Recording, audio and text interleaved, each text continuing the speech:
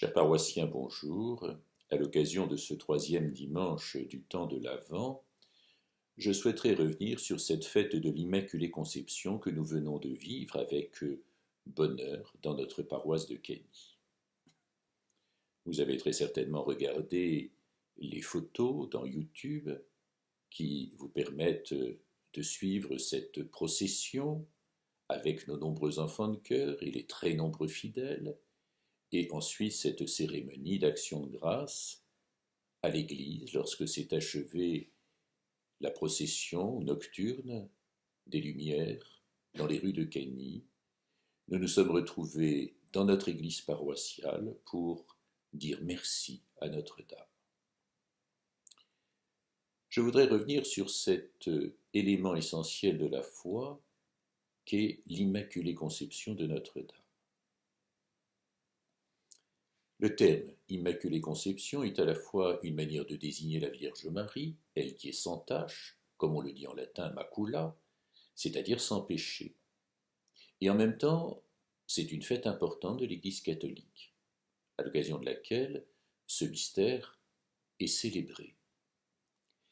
Cette désignation renvoie à un des dogmes de la foi catholique, la conception immaculée de Marie, qui explicite ce mystère en précisant que la Vierge Marie, depuis sa conception dans le sein de sa mère, n'a pas été tachée par le péché originel. Il y a donc deux réalités importantes. La première, c'est que Marie est née sans cette tâche originelle, elle a reçu de manière prématurée toutes les grâces qui découlaient de la croix de son Fils. C'est un don, c'est un bonheur pour qu'elle puisse devenir le premier des tabernacles qui aurait l'honneur de porter l'enfant Dieu. Mais en même temps, la vie de Marie fut pleinement et totalement sans péché, ce qui fait que cette immaculée conception n'est pas seulement le fait qu'elle ait été gratifiée de ce bonheur d'être sans péché, mais que réellement, tout au long de sa vie, cette Immaculée a été constante et définitive. La proclamation de ce dogme par le pape en 1854 est le fruit d'une très lente maturation dans notre Église. Réflexion profonde des chrétiens qui, se tournant vers Notre-Dame, essayent, éclairés par la puissance de l'Esprit Saint, de mieux saisir le mystère de la foi. La fête de la conception de la Vierge est célébrée en Orient dès le 8e siècle, et elle arrive en Occident autour du 10e siècle seulement. Et elle va se répandre très progressivement dans l'ensemble de l'Europe. Il va y avoir un débat théologique qui va s'établir entre des théologiens et des religieux de différents ordres qui sont divisés, les pro-Immaculée Conception et ceux qui se disent opposés à ce dogme. Les uns et les autres s'appuient sur des citations des pères de l'Église qui, dès les premiers siècles, avaient évoqué cette croyance. Le débat va se développer particulièrement au XIVe et XVe siècle. Il s'étend jusqu'au XVIIIe siècle avec des prises de position de plus en plus répétées des papes qui, tout en soutenant et encourageant les fidèles à célébrer la fête de l'Immaculée Conception, se refusent toujours à en prononcer le dogme. Il faut donc attendre le XIXe siècle pour que ce dogme puisse être proclamé. Les évêques vont faire pression sur différents papes pour qu'ils officialisent enfin, sous la forme d'un dogme de foi, cette conviction qui est celle de l'Église depuis des siècles. Et c'est le pape Pie IX qui, après avoir consulté l'ensemble des évêques catholiques, ce qui marque leur agrément, et cela à une très très large majorité à ce moment-là, ainsi que des commissions de théologiens, va définir ce dogme de manière solennelle, et ce fut le 8 décembre 1854. La bulle du pape s'intitule Ineffabilis Deus.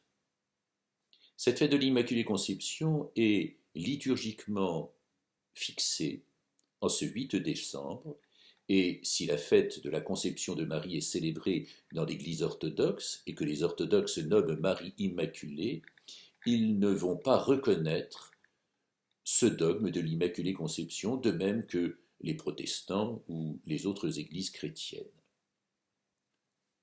De très nombreuses églises de par le monde sont dédiées à l'Immaculée Conception. Dans l'art, en peinture, comme dans la sculpture, ce dogme va être l'objet d'une iconographie très importante. Et je voudrais revenir justement sur ce dogme de l'Immaculée Conception. Qu'était-il dit exactement par le pape?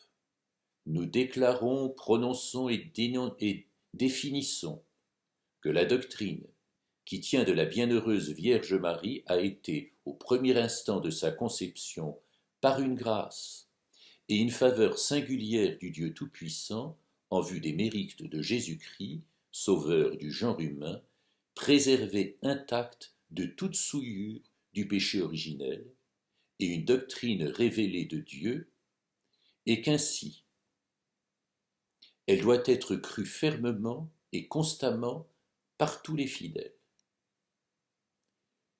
Je voudrais revenir aussi sur la constitution dogmatique de Vatican II, Lumen Gentium, qui date de 1964, et qui précise qu'elle a été rachetée de façon éminente en considération des mérites de son Fils. C'est au numéro 53 de Lumen Gentium. Et que, indemne de toute tâche de péché, ayant été pétrie de l'Esprit Saint, elle a été formée comme une nouvelle créature. Ce dogme n'est pas directement lié au dogme de la virginité perpétuelle de Marie, ni à celui de la conception virginale de Jésus, c'est-à-dire la croyance dans le fait que Jésus soit né d'une mère vierge par l'action de l'Esprit Saint et demeuré vierge après sa naissance et jusqu'à la fin de sa vie. Nous reparlerons de cela une autre fois. Peut-être qu'à l'occasion de ce 3e dimanche du temps de l'Avent, vous pourriez reprendre vos chapelets et prier avec beaucoup de ferveur pour demander à Notre-Dame de faire grandir en vous les vertus chrétiennes. Ce dimanche, les textes d'Évangile nous parlent de l'attente. Le peuple de Dieu a été le champion de l'attente, et Jean-Baptiste, merveilleusement, a su aller jusqu'au bout de cette attente, et d'ailleurs, même dans le secret de sa prison, il s'interroge, savoir si Jésus est vraiment celui que Dieu doit nous envoyer. Lorsque Jésus a répondu aux émissaires, bien il n'y a qu'à regarder ce qui se passe, c'est ce qui était annoncé par les prophètes. Alors constatez, voyez et tirez-en les conclusions. Oui, Jésus est vraiment le Messie. Et Jésus lui-même va consacrer Jean-Baptiste, lui qui est l'homme de l'attente, au sens plénier du terme, et qui a donné toute sa vie pour que son cœur soit une attente permanente de l'amour de Dieu. Jésus va dire que c'est un prophète et beaucoup plus grand qu'un prophète. Tout en priant Notre-Dame, sachons lui demander la patience nécessaire pour savoir attendre le don de Dieu dans notre vie et ne jamais oublier le propos de Jésus.